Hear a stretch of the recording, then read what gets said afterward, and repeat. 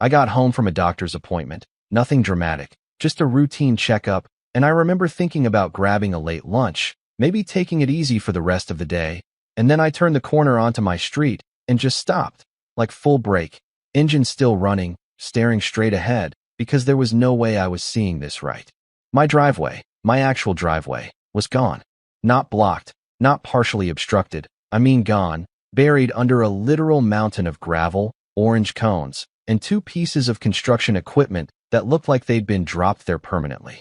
There were workers in reflective vests moving around like this was just another Tuesday, like nobody's life was being completely inconvenienced. And right there, zip-tied to my mailbox, was a bright, cheerful notice. You know the kind, overly friendly font, borderline passive-aggressive tone, from the HOA. Neighborhood Enhancement Initiative in progress. Temporary access restrictions may apply. Estimated completion, 2 to 3 weeks. Thank you for your patience. Patience? Yeah, sure. I couldn't even pull into my own property. My car was sitting halfway in the street while these guys were literally pouring concrete across the only entrance to my home. I got out, walked up to one of the workers, the foreman, I assume, guy with a clipboard, sunglasses, the whole I don't get paid to care vibe, and I asked him, as calmly as I could, "Hey, what exactly is going on here?" He didn't even look surprised, didn't apologize, didn't hesitate, just shrugged and said, "HOA job. You gotta take it up with them. We just follow the plans." That was it. No explanation, no warning, just, not my problem. So I stepped back, looked around, and that's when it hit me. This wasn't some quick repair job. This was a full-blown sidewalk extension project. They were widening the walkway, adding decorative edges, probably some fancy landscaping later. You know, the kind of thing that looks great in a brochure, but completely ignores the fact that people actually live here. And somehow, in all their planning, they decided my driveway was optional. I pulled out my phone and called Nolan Pierce, vice president of the HOA, self-appointed king of community improvement. The guy picked up on the second ring, and I swear, before I even finished explaining the situation, I could already hear it in his voice. That tone, you know? That polished, dismissive, you're overreacting tone. "It's temporary," he said. "You can park on the street for a few weeks. It's a small sacrifice for the benefit of the entire neighborhood." A small sacrifice, right? I told him they had blocked access to private property, that I had zero notice beyond a piece of paper taped to my mailbox, and he actually laughed. Not a chuckle, not awkward, a full laugh. "Relax," he said. "You'll thank us when your property value goes up." That right there, that was the moment something shifted. Because this wasn't just inconvenience anymore. This was control. This was someone deciding, without asking, that their vision mattered more than my rights. That night, I couldn't let it go. I walked back out to the site after the crew had packed up, just me and the quiet hum of streetlights. And when things are quiet, you notice details, things you miss during the day. I followed the line of fresh concrete, traced where it was going, where it was connecting, and then I saw it. A storm drain. Not just any drain, the main one. The only one servicing the entire cul-de-sac. And what really caught my attention wasn't the drain itself, it was where it led. Because I'd seen that path before. Years ago, my dad used to work in civil engineering, and I still had some of his old survey maps stored away. Back when I bought the house, we went over them together. He walked me through everything, property lines, easements, drainage systems, stuff most people never think about. And standing there, looking at that drain half covered by their beautiful new sidewalk, I felt this slow, creeping realization settle in. They had no idea what they were doing. So I went back inside, dug through my storage boxes, and found the documents. Took a minute, old folders, dust everywhere, but when I finally laid them out on the table and started comparing the layout to what I saw outside. Yeah, there it was. The entire drainage system for the neighborhood ran through a culvert that passed directly under my backyard. And more importantly, there was a recorded easement, a legal one, that clearly stated any construction within a certain radius of that main line required approval. Not optional, required. And nobody had contacted me. Not once. I sat there for a while, just staring at those papers, replaying Nolan's voice in my head. Small sacrifice, property value, relax. It wasn't just arrogance, it was negligence dressed up as authority. The next morning, I made a call to the county engineering office. Didn't raise my voice, didn't exaggerate, Just laid out the facts: location, construction, potential interference with a primary drainage line. The woman on the other end got quiet for a second, asked a few follow-up questions, and then said, "We'll send someone out today." And they did. Couple hours later, a county inspector shows up, clipboard in hand, walks the site, checks the plans, takes measurements, and you could see it on his face, that subtle shift from neutral to concerned. He didn't say much to me directly, but he spoke to the crew, made a phone call, and by early afternoon, everything stopped. Work order suspended. Immediate halt. Now you'd think that would be enough, right? Problem solved. Driveway cleared. Lesson learned. Yeah, that's what I thought too, for about 5 minutes. Because then I remembered Nolan's laugh. And something about that stuck with me. Not just what he said, but how he said it. Like this was all beneath him. Like I didn't have a say in what happened to my own property. So I started thinking, not emotionally, not impulsively, strategically. If they wanted to treat this like a game, fine. I just needed to understand the rules better than they did. And the more I looked at those survey maps, the clearer the picture became. Because that storm drain, that wasn't just a feature. It was a dependency. Everything flowed through it. And if something were to interrupt that flow, even temporarily, well, let's just say the entire neighborhood would feel it. All right, before we go any further into what happened next, I want to pause right here for a second, because this is where things stop being just a story and start turning into something a lot more interesting. A mix of law, psychology, and power dynamics. All right, quick pause, because what's happening here isn't just some petty neighborhood drama. This is actually a pretty textbook example of how HOA power can get distorted. According to standard procedure, an HOA does have the authority to approve community improvement projects, sidewalks, landscaping, all that stuff. But that authority isn't unlimited. The moment a project interferes with private property access or touches a regulated utility system like drainage, it crosses into a completely different legal category. From a legal perspective, what they did was risky, not just inconsiderate, but potentially a violation of easement law. Easements are basically shared rights over land use, and you don't get to alter them without proper approval, especially when it affects infrastructure that multiple homes depend on. Now here's where it gets interesting psychologically. This is a psychological trap a lot of HOA boards fall into. When a group of people operates with small amounts of authority, especially in a closed environment like a neighborhood, they start to equate community benefit with we can override individual inconvenience. It creates this illusion of moral high ground, like they're justified no matter what. And once someone like Nolan starts dismissing concerns instead of addressing them, that's usually a sign they've already committed to the decision emotionally, not rationally. And that's exactly the moment when conflict stops being about the project and starts being about control. So yeah, once that stop work order hit, everything froze. Machines idle, cones still up, half-poured concrete sitting there like a bad decision that finally got called out. You'd think that would have been the moment the HOA backed off, maybe sent an apology, maybe tried to smooth things over. But no. Silence. No call from Nolan, no message, nothing. Just quiet. And honestly, that told me everything I needed to know.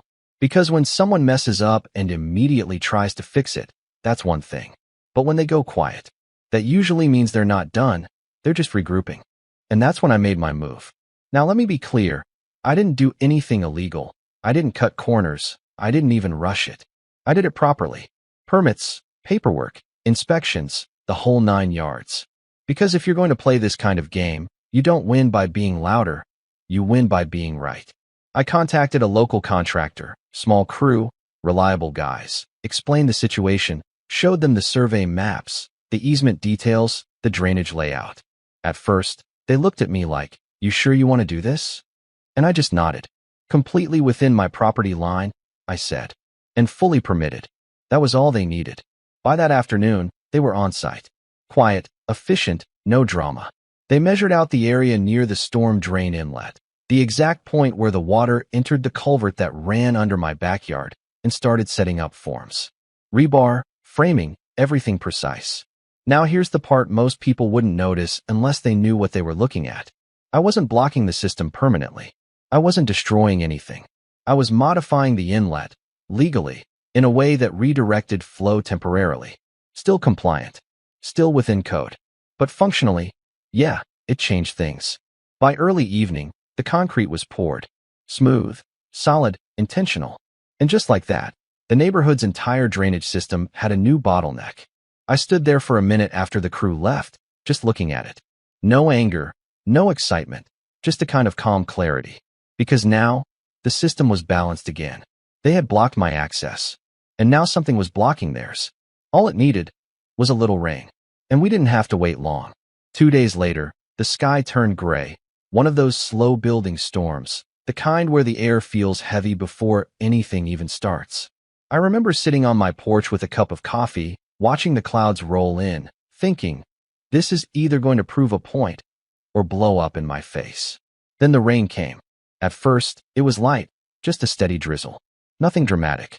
Water hitting pavement, running along the edges of the street, doing what it's supposed to do. But then it picked up. Heavier. Louder. The kind of rain that tests every system it touches. And that's when things started to change.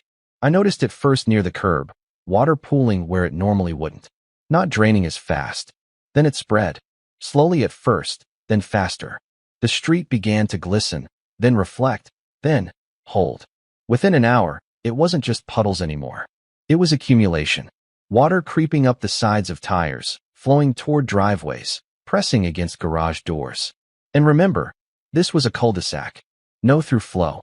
Everything that came in had one way out. And that way was restricted. I stood up, walked down the steps, and just watched. Not interfering, not celebrating, just observing. Because this was the system reacting. And systems don't care about intentions. They respond to structure. By the time the rain hit its peak, the entire street looked like a shallow lake. Cars were sitting axle deep in murky water, reflections of porch lights shimmering across the surface. People started coming out of their houses, confused at first, then concerned, then panicked. You could hear it in their voices. What's going on? Why isn't it draining? Call someone. And then, inevitably, someone connected the dots. Because it didn't take long for people to notice where the water was backing up and where it wasn't going. About 20 minutes later, I saw him. Nolan, coming down the street, shoes already soaked, pants rolled up, moving fast but trying not to look like he was rushing. That same guy who laughed on the phone a few days ago? Yeah, completely different energy now. He reached my front yard, stepped onto the walkway, and for a second, just stood there catching his breath. You need to fix this, he said. No greeting. No preamble. Just straight to it. I leaned against the porch railing, took a sip of my coffee, and looked past him at the street behind. Water still rising, neighbors gathering, phones out, voices getting louder. I'd love to help, I said calmly. But my driveway's still blocked. Can't exactly get equipment back there, can I? He blinked. Just once. Like the thought hadn't even crossed his mind. This isn't the same thing, he snapped. This is affecting the entire neighborhood. And there it was. That shift. From dismissal to urgency. From control to dependence. I nodded slowly. Yeah, I said. Funny how that works. He stepped closer, lowering his voice, trying a different angle. Look, whatever this is, we can sort it out later. Right now, people's homes are at risk. I didn't raise my voice. Didn't argue. Just met his eyes and said, mine was too. That hit. Not loudly. Not dramatically. But enough. Because for the first time, he didn't have a quick response. Instead, he pulled out his phone, stepped aside, and started making calls, urgent ones. I could hear bits and pieces. County, inspection, liability. We need this resolved. But here's the thing. The county already knew. The inspector who issued the stop work order? Yeah, he had reviewed my permit earlier that day. Signed off on it. Documented. Filed. Everything I had done was clean. By the next morning, the situation had escalated. The rain had slowed, but the water hadn't fully drained. Damage was starting to show, garage interiors soaked, landscaping ruined, a couple of basements taking on water. Insurance adjusters were being called. Questions were being asked. And suddenly, the HOA, the same group that told me to relax, was in full crisis mode. They scheduled an emergency meeting that afternoon. Not at the clubhouse. Couldn't. It was partially flooded, but at the local library. I showed up. Not because I had to, but because I wanted to see it. The room was tense. People talking over each other, papers being passed around, phones buzzing nonstop. And at the front, Nolan, no longer confident, no longer composed, just trying to hold things together. When he saw me walk in, the room shifted. Conversations quieted. Attention moved. He cleared his throat. "We're prepared to resolve the access issue immediately," he said, choosing his words carefully now. "Your driveway will be cleared today. We'll also cover any inconvenience this has caused." Inconvenience. I almost smiled, because now we were negotiating. And negotiation only happens when both sides have leverage. I took a step forward. "That's a start," I said. "But we're past inconvenience." He hesitated. "What are you asking?" I didn't rush it. Let the silence sit for a second, long enough for everyone in the room to feel it. "Full restitution," I said. 15,000. For property impact, loss of access, and the time I've had to spend dealing with something that should have been handled properly from the beginning. Murmurs. Not outrage, not exactly. More like realization. Because they knew. They knew this didn't start with me. Nolan looked around the room, weighing options, calculating. You could almost see the numbers running through his head: cost of damage, potential lawsuits, insurance complications, versus a clean, immediate resolution. It took maybe 10 seconds. Then he nodded. "We'll issue the payment today." Just like that. No argument. No pushback. Because the situation had flipped. Completely. By that evening, my driveway was clear. Equipment moved, debris gone, access restored like it should have been from the start. And once that was done, I kept my end of the equation. Had the crew come back, remove the modification, reopen the flow. And slowly, the water receded. Street returning to normal, cars drying off, people stepping outside again, quieter now, more aware. Like something had shifted. And maybe it had. Because this was never really about the sidewalk. It was about boundaries. About what happens when someone assumes they can make decisions for you, without you. And what it takes to remind them otherwise. All right, so that's how it all played out. But the real value in this story isn't just the ending. It's what we can take from it. The patterns, the mistakes, the decisions that led here. So yeah, that's the story. Wild situation, a little dramatic, maybe even a bit satisfying depending on how you look at it. But here's the thing. If you strip away the rain, the concrete, the HOA politics, what's left is something a lot more universal. This wasn't really about a driveway. It wasn't even about a sidewalk. It was about how quickly people justify overstepping when they believe they're acting for the greater good. And that's where it gets interesting. Because according to standard procedure, systems like HOAs are supposed to exist to maintain order, protect property values, and create some level of shared structure in a neighborhood. On paper, that sounds reasonable. In practice, it depends entirely on the people running it. And when those people start prioritizing vision over communication, efficiency over consent, that's when friction turns into conflict. The lesson here is, small decisions made without transparency don't stay small. They stack. They ripple. And eventually, they hit someone in a way that forces a response. Now, from a legal perspective, what saved me in this situation wasn't luck. It was documentation. Easements, permits, approvals. All the boring stuff most homeowners never think about until it's too late. But those details, that's where the real power sits. Because when everything is properly recorded, when you understand the boundaries of your property and the systems connected to it, you're not just reacting anymore. You're operating with clarity. And clarity changes how you move. But there's another layer here, and this one's more psychological. This is a psychological trap that shows up in a lot of group dynamics. When people operate inside a committee, especially one with limited oversight, they start reinforcing each other's assumptions. One person says, "This will improve the neighborhood." Another agrees, and suddenly dissent feels unnecessary, even inconvenient. So instead of questioning the plan, they double down on it. And when someone outside that loop pushes back, someone like me in this case, the first instinct isn't to listen. It's to minimize, dismiss, reframe the issue as overreaction. Relax. It's temporary. You'll benefit from this. Sound familiar? That's not problem solving. That's control disguised as reassurance. And the moment that happens, the conversation shifts. It's no longer about the project. It's about authority. Who gets to decide? Who gets ignored? Now here's where I'm going to be real with you. What I did. It worked. But it wasn't the easiest path. It took time, planning, risk. And it could have gone very differently if I hadn't done things by the book. If I skipped permits, if I acted emotionally instead of strategically, I probably would have been the one dealing with fines, not them. So this isn't a get revenge story. Not really. It's a understand the system before you challenge its story. Because once you understand how things actually function, legally, structurally, even psychologically, you don't need to shout to be heard. You don't need to escalate blindly. You can respond in a way that's precise, controlled, effective. And yeah, sometimes that response reveals consequences people didn't anticipate. But those consequences, they don't come out of nowhere. They're built into the system. Now, if you're living in an HOA, or even just dealing with shared property rules, here's something to think about. Before signing anything, before agreeing to any community improvements, ask questions. Not aggressive ones, just clear ones. What's the scope? Who approved it? Does it affect access, utilities, easements? Because once something is built, undone becomes a lot harder than prevented. And if you ever find yourself on the other side, part of a board, part of a decision-making group, remember this. Authority isn't about pushing things through. It's about knowing when to pause, when to check, when to ask the one person who might be affected the most. Because ignoring that one person, that's usually where the story starts. And stories like this, they don't stay quiet.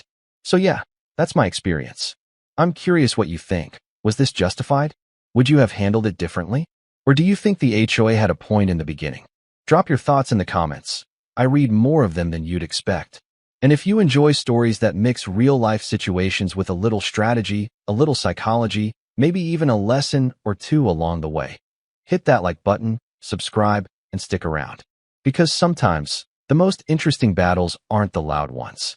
They're the ones fought quietly, with paperwork, timing, and just enough rain.